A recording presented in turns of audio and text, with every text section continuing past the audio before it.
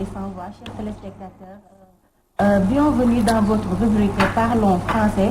Aujourd'hui, on va parler sur le déguerpissement à la rond-point 6. Je vous salue encore une fois et je salue aussi Sohaibou, mon frère, mon ami. Sohaibou, bonjour. Bonjour, madame. Tu vas bien? Oui, ça va, sant, alhamdulillah. Machallah, et merci beaucoup. Merci, merci. Sandiogou, bonjour. Bonsoir, Diablo. Tu es tout bien habillé, hein? Machallah. Oulala. Omar Boun Khattab, bonjour. C'est la zone de l'Inde. C'est la zone de l'Inde. C'est joli en tout cas. Omar, bonjour. Bonjour, bonsoir. C'est partagé, hein? Ravi de te revoir sur Taku Show. Aujourd'hui, vous remplacez Aïta parce qu'à cause de la poussière, Oui. elle ne peut pas sortir. Si Aïta fait le mariage pour aller à marcher avec son mari, il y avait de la poussière, elle ne sort pas. Donc, il va le faire encore de dans la tête. Voilà. Merci, Diablo. Bonjour, Mahadia. Bonjour Jabo. Ça va bien? Ça va bien, merci. Alors, je l'ai dit tantôt que tu t'es rendu au rond-point 6 où sont déguerpis les commerçants qui occupaient les lieux. Si l'élément est prêt, on demande à Top ou Jacques Frère de nous l'envoyer, s'il vous plaît. Aujourd'hui, les autorités ils sont décidés de désencombrer rond-point Liberté 6 sur prétexte le démarrage du projet de BRT, que nous sommes en phase. Nous ne sommes pas contre le projet, mais il y a des manquements. Par exemple, comme le recensement n'est pas fiable. Il reste beaucoup de gens qui n'ont pas été recensés. Et parmi les recensés même, il y en a certaines, ils ont reçu leur indemnisation, mais une partie, jusqu'à maintenant, ils ne sont pas reçus une seule centime. Et l'autre aspect, l'aspect économique, l'aspect économique et social, l'emploi des jeunes. Moi, je pense que avec ce projet, les autorités devaient penser sur l'emploi des jeunes. Il y a presque plus de 1000 personnes qui gagnent leur vie ici. Hein? C'est pour cela, depuis le début du projet, les rencontres que nous tenons avec les autorités, chaque instant, moi j'interpelle les autorités sur l'emploi des jeunes. Ça ne sert rien, c'est vrai, le BRT, c'est un projet que tout le monde salue, parce que ça peut améliorer la fluidité urbaine, mais il y a un aspect très important que les autorités oublient, l'emploi des jeunes. Non, si il n'y a pas de voleur, quoi. Wow, mais moi, si n'a pas parlé français, quoi. Non, ça fait très mal, ça fait très mal. Ouais, ça fait très mal. Parce qu'on est des jeunes. Oui. On est des jeunes. Je vous travaille chaque jour. Oui. Est-ce que vous avez des sommations? Non, non. Il n'y a pas de sommation. Il n'y a pas de sommation. Tout le peuple qui vient ici pour nous soutenir. Ça c'est grave, c'est anormal. Parce que 21 jours pour enlever un marché, ça c'est anormal. Mais on remercie tout le monde. On veut que le président nous cherche des sites pour aller installer là-bas notre bagage et travailler. Merci.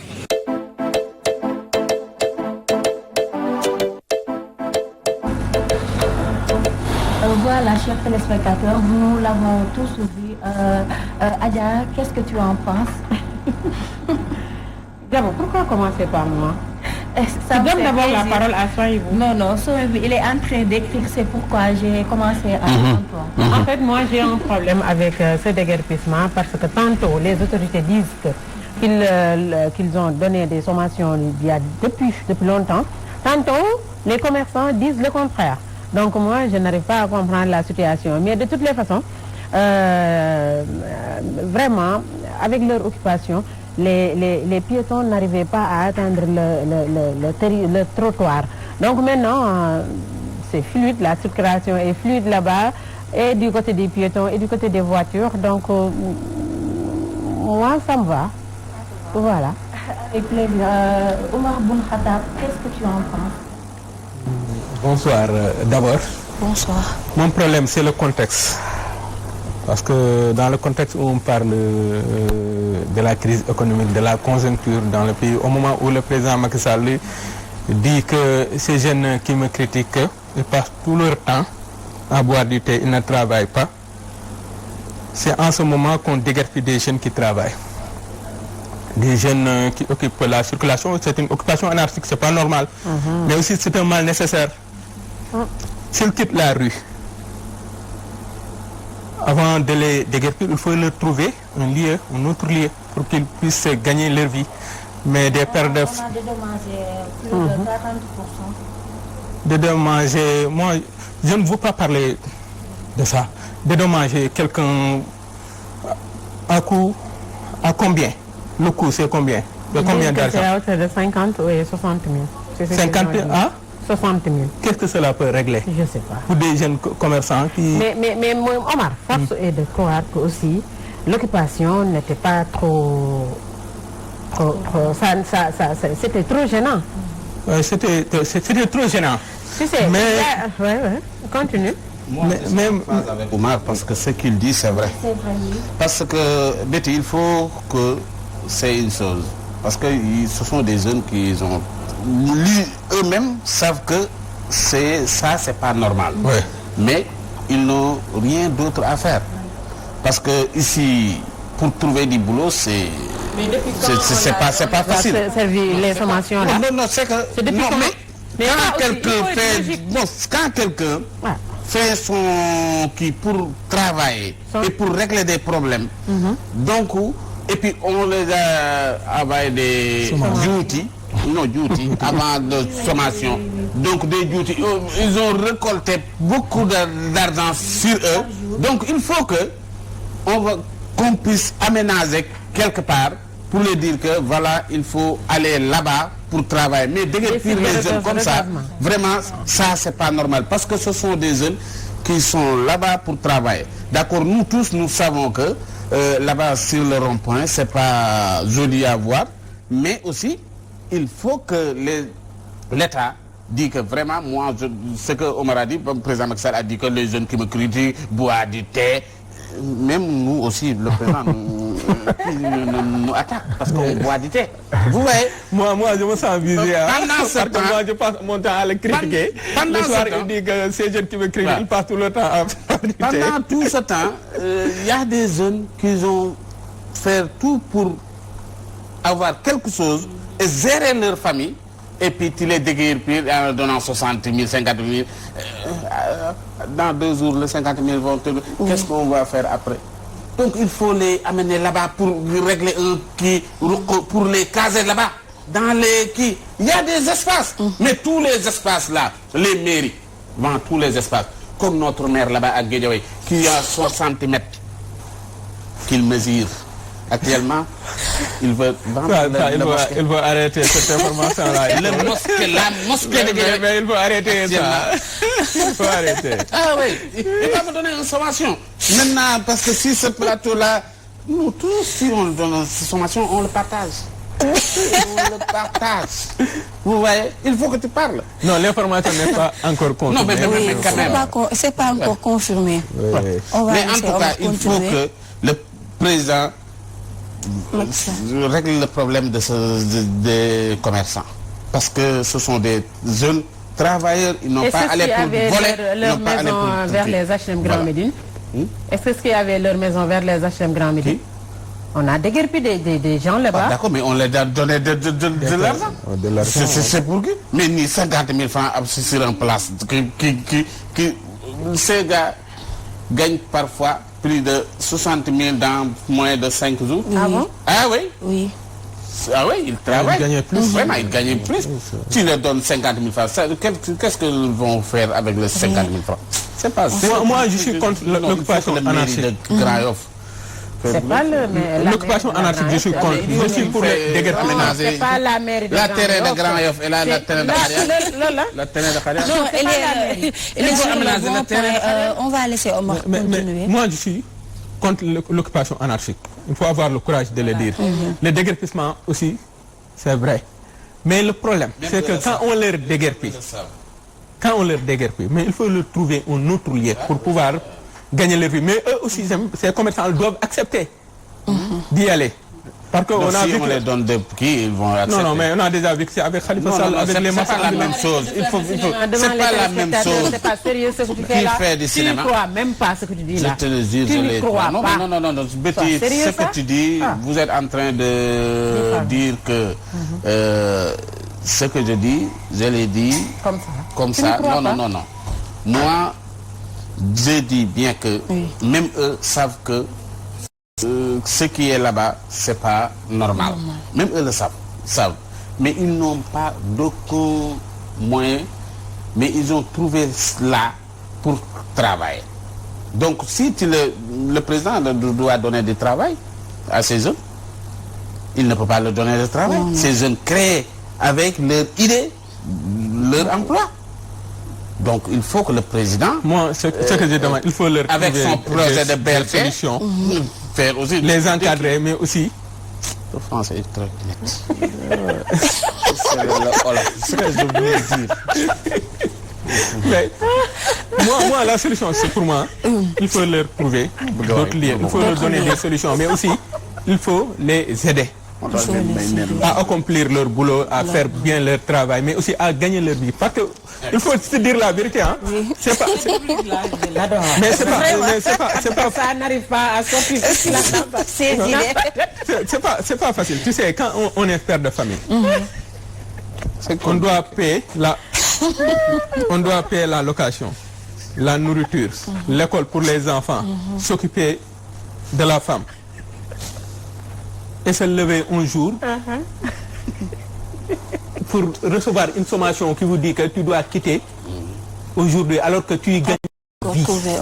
Alors que pour un père de famille, qu'est-ce que cela veut dire? Alors que ces gens qui déguerpissent, ce sont des ministres, ce sont des maires, ils gagnent leur vie tous les jours. S'ils se mettaient à la place de ces commerçants-là, qu'est-ce qu'ils vont faire?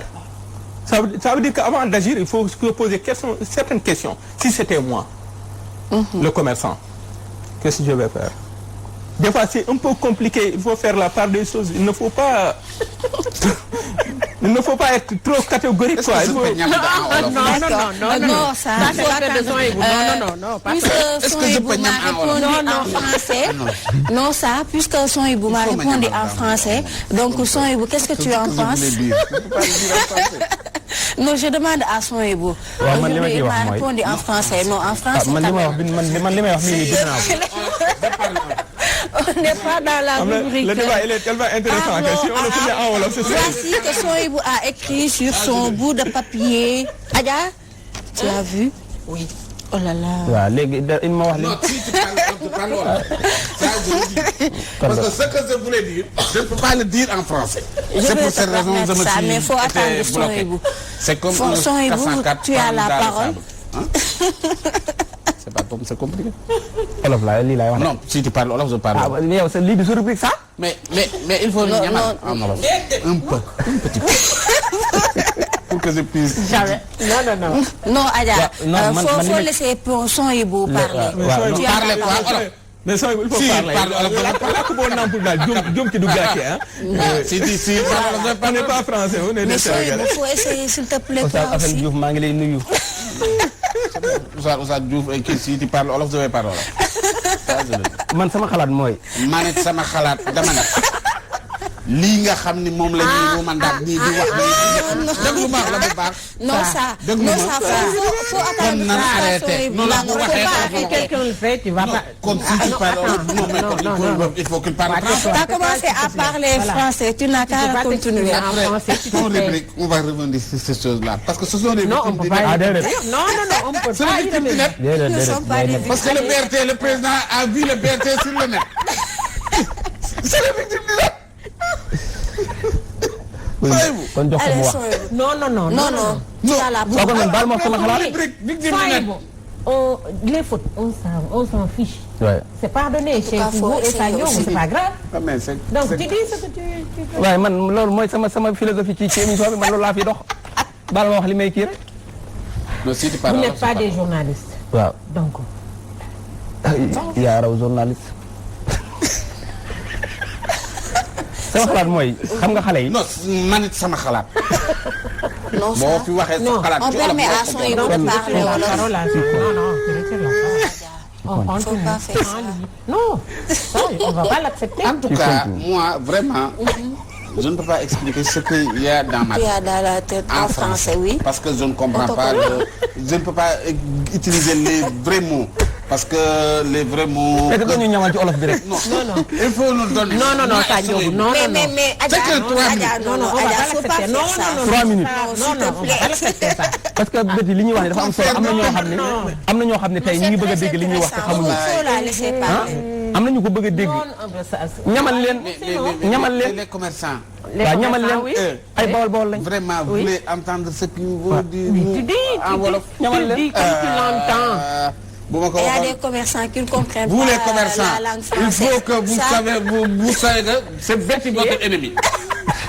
Ici sur ce plateau. Parce que ce que je voulais dire, si je le dis en wolof, le président va revoir votre situation. te xamee leen ko nag foofu lay jaar sérieux. Il faut le connaître parce que il passe là-bas, elle passe là-bas. Dans le coin. Non, ça, tu as la parole. Faut parler wolof. Non. Ça, je vais pas C'est faire ça. Diabou qui contrôle Non, cela. Adja, faut pas faire ça, s'il te C'est moi plaît. qui dirige cette émission. Cette rubrique-là, elle s'appelle la rubrique Parlons wolof. Voilà. Tu es avec les Diabou, Français, tu toi. me donnes la... Oui, Non. je te permets de jërëjëf maa ngi parler. sant borom bi subhanahu wa taala di Prends le gërëm Diabou. micro. Tu me coupes le son de ginnaaw le bi ma micro. sante yàlla di gërëm Diabou. dama wax ni lii nga xamante ni bii président Macky Sall Voilà, on def na passe à ko. une autre rubrique. Non, Voilà, non. Ah bon? Voilà, tu conclus donc. Ah bon, top. C'est une rubrique. Ki nga Ça va. xam ni C'est moom une moo- rubrique Parlons français. C'est la rubrique Parlons français. Ki- Est-ce qu'on a le droit de parler ki nga wolof? xam ni moom moo yàq Kaba nee rubrique na on peut en faire une rubrique arabe. Voilà. Oui, pour Sohaibou. Puisqu'il madame a kii Thiaba Darame jërëjëf. il a des bouts de papier en arabe. Thiaba Merci, jërëjëf Sohaibou. waay. jërëjëf Thiaba. parce que tu ne peux pas bon vous les commerçants il faut le connaître. Mais Diabou, ce que je demande, moi, c'est que ces jeunes doivent être respectés. Même s'ils sont dans l'illégalité, ils doivent être respectés. Pourquoi ils doivent être respectés? On est ensemble. Des fois, on les déguerpille avec une arrogance. Des fois, non, ça, il faut me dire, c'est important. Même ces marchands-là sont dans l'illégalité. Même s'ils sont dans l'illégalité. D'accord. Mais quand on les déguerpit des fois, on les déguerpit avec une arrogance, avec de gros bras, sans aucun respect. Comme ce ne sont pas des personnes qui gagnent leur vie dignement, mais on les déguerpit comme ils... D'accord. Maintenant, ils méritent d'être on va respectés. donner à chacun une minute. D'accord, allez. Mais on va commencer man naa waxagul par man maa njëkk a wax. Adja, on va commencer par Voilà. Sohaibou rapidement. waaw man li ma doon wax te bindoon ko bëggoon ci yàlla nangu na fooy bëri yow nangu nga sama xel di. waaw man li ma ci bëggoon wax mooy maa ngi dégg sax ku koy waxee wax sa xalaatu ci suba xale yi nañuy bàyyi di leen bàyyi ba ñu installé fenn ba pare ba nekk fa am seen yaakaar ñu jëlee leen fa ndax ñu ci bare bare bétti ba ñuy samp ñu ngi leen di gis ñu bàyyi leen nag ba ñu samp ba pare ñu xëy jëlee leen fa te ay boroomi kër Omar maa ngi ko dégg mu di ko wax am na koo xam ni dundam yëpp fa la koy jëlee fa lay jëlee li muy defal ay doomam fa lay jëlee li muy dundalee ay njabootam boo xëy nga jëlee ko fa du bàyyi tuuti ma kii waaw kon comme dagg na ma li may mujjee mooy te ñaari bu ñu xoolee place yu bari dañ leen fay jëlee mais lañ fay teg du am benn njëriñ wala ñu jëlee leen fa ba pare ñuy roñaat seen bagage yi ñëw ndànk-ndànk man gis naa ko fu bari ba ci caaro yi dañ la fay jëlee bàyyi leen ñuy sàcc di fa ñëwaat di fa samp seen ay kii bu ko defee nag place publique yi ci bari ñu koy def ku meroog sa jabar dem fa toog fa ku xuloog sa papa ak sa yaay dem toog fa te yooyu amul njëriñ nag. Merci beaucoup. jërëjëf moom xamul sax mbir mi ni mu demee. parce que mbir mi projet BRT bi la mooy waaw ci laa ne. ci sama minute boo ma waxee di yéeg yaa ngi dugg ci sama minute. donc projet BRT bi moom moo fa war a jaar. loolu mooy li nga xam ne mooy sababu ñoom ñu daal leen fay yëkkati. ma may ma mbaba bu xuloo man ci sama minute. non Sohaibou faut la laisser. bu xuloo man ci sama minute déglu ma léegi arriéraatal minute bi. non mu xuloo man. loo duggoo sama wax. non. loo duggee sama wax yaa dugg sama wax waxal sama wax te bàyyi sama. dégg nga. yaa dugg sama léegi li may wax mooy. moo dugg ki sama nga wax xamante ni kii mooy li am. mu ni óol. mooy ñii nga. dégg nga mu ne ma óol. bàyyi ma wax ak léegi li nga xamante ni bii moo am nii li am solo tey dëgg mooy wax dëgg fa yàlla ñii ay ndaw lañ yoo xam ni dañu ñëw ne fenn di fa liggéey rapidement ñoom ci seen bopp xam nañ ni jaaduwut ñuy def lii fii ñu nekk ñoom ci seen bopp xam nañ ko le fait que ñoom ñu reconnaître loolu rek te ba noppi nangoo liggéey te président Macky Sall li ko Omar waxee nee na bu xale yi naan ataay ñoo koy critiquer ñee nag ay xale yu liggéey lañ li am solo mooy buñ leen yëkkatee d'accord nañ ci ñëpp ci yëkkati bi comme ni ko Betty waxee sànq waaye nañ leen wutal foo xam ni fa lañ leen di yóbbu point un site de recasement d'accord c'est la wax solution pour mais buñ leen bàyyi nii di leen seetaan loolu baaxul voilà c'est ça que je voulais dire c'est bon ñu ne óol ñoo ngi nuyu son bu safar super raay band mais yi mooy raay band mais ne óol raay band d'accord safar super yu njëkk ya la vous êtes là pour vous moquer vous-même c'était parlons français oui c'est vous-même hein c'est Sohibou Essa Ndiogou l'équipe de Diomet c'était parlons français avec moi on se donne rendez-vous le mardi prochain Michel. D'accord merci beaucoup Diaw. Merci beaucoup. C'était la rubrique Parlons français avec Diabo qui remplace aujourd'hui Aïta que nous saluons en passant une deuxième fois. Alors nous allons faire un petit tour du côté de la régie, question de prendre les publicités et les coulisses également et on revient tout juste après.